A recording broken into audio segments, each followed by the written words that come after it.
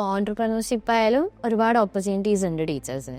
പക്ഷെ സ്റ്റാർട്ട് ചെയ്യാനൊരു പേടി, കോൺഫിഡൻസ് ഇല്ല, എവിടെ തുടങ്ങുന്ന ഒരു ഡൗട്ട് ആയിരിക്കുമല്ലോ. അപ്പം അവർക്കൊരു സ്റ്റാർട്ടിങ് പോയിന്റ് പറഞ്ഞു കൊടുക്കും. ഞാനും ഒരു ടീച്ചറായിട്ട് തന്നെയാണ് നമ്മൾ സ്റ്റാർട്ട് ചെയ്തത്. അപ്പോൾ നമ്മൾ ഒരുപാട് മിസ്റ്റേക്സ് ഇനീഷ്യലി വരുത്തിയിട്ടുണ്ട്. കാരണം നമുക്ക് ആദ്യം ഒരു ടീച്ചർ എന്ന് പറയുന്ന സമയത്ത് നമുക്ക് ആകെ അറിയുന്ന കുട്ടികളെ എങ്ങനെ പഠിപ്പിക്കാം, അവർക്ക് എങ്ങനെ അവരുടെ എക്സാമിന് എങ്ങനെ ഹെൽപ്പ് ചെയ്യാം, അവരുടെ കോൺഫിഡൻസ് എങ്ങനെ ബിൽഡ് ചെയ്യാം, അങ്ങനത്തെ കാര്യങ്ങളാണ് അവിടെ വരുന്നത്. പക്ഷെ നമ്മളൊരു ഒരു ഒരു എൻ്റർപ്രണർ എന്നുള്ള ലെവലിലേക്ക് നമ്മൾ വരുന്ന സമയത്ത് അതിൻ്റെ ഒരു ബിസിനസ് സൈഡ് കൂടിയിട്ടില്ലേ, നമുക്ക് അതെങ്ങനെ പ്രോപ്പറായിട്ട് അതെങ്ങനെ പ്രൈസ് ചെയ്യാം, എങ്ങനെ നമ്മൾ ഫിനാൻസ് കാര്യങ്ങൾ എങ്ങനെ നോക്കാം, നേരത്തെ ഞാൻ പറഞ്ഞ പോലെ തന്നെ സെയിൽസ് ആൻഡ് മാർക്കറ്റിംഗ് കാര്യങ്ങൾ എങ്ങനെ നോക്കാം.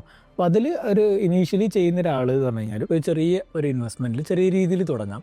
ചെറിയ രീതിയിൽ ഞാൻ നേരത്തെ പറഞ്ഞാൽ നമുക്ക് ഒരു ഫ്രീലാൻസ് ട്യൂട്ടർ എന്നുള്ള രീതിയിൽ തന്നെ തുടങ്ങാം. ഈ പറഞ്ഞ എല്ലാ കാര്യങ്ങളും ഫിനാൻസിൻ്റെയും മാർക്കറ്റിങ്ങിൻ്റെയും സെയിൽസിൻ്റെയും എല്ലാത്തിൻ്റെ ഒരു ബേസിക്സ് നമുക്ക് ആദ്യം കുറച്ച് കുട്ടികളിൽ ആദ്യം തന്നെ ഒരുപാട് വലിയ രീതിയിൽ നിന്നല്ല, കുറച്ച് കുട്ടികളെ നമ്മൾ എടുത്തതിന് ശേഷം കുറച്ച് കുട്ടികളിൽ ഈ കാര്യങ്ങളൊക്കെ നമ്മൾ പഠിച്ച് പതുക്കെ അതിങ്ങനെ സ്കെയിൽ ചെയ്ത് പോവുക. അപ്പോൾ ഇനീഷ്യലി തന്നെ നമ്മൾ വലിയ രീതിയിൽ ഇൻവെസ്റ്റ് ചെയ്ത് കഴിഞ്ഞാൽ പെട്ടെന്ന് നമുക്ക് ഇത്രയും കാര്യങ്ങൾ പഠിക്കുക എന്ന് പറഞ്ഞാൽ മാനേജ് ചെയ്യുക എന്നൊക്കെ പറഞ്ഞാൽ ബുദ്ധിമുട്ടായിരിക്കും. സോ ഇനീഷ്യലി ഒരു ഫ്രീലാൻസ് കരിയറിൽ തുടങ്ങിയിട്ട് ഒരു എൻ്റർപ്രണർ എന്നുള്ള ലെവലിലേക്ക് സ്റ്റെപ്പ് വൈസ് ഇങ്ങനെ പോകുന്നതായിരിക്കും കുറച്ചുകൂടി നല്ലത്.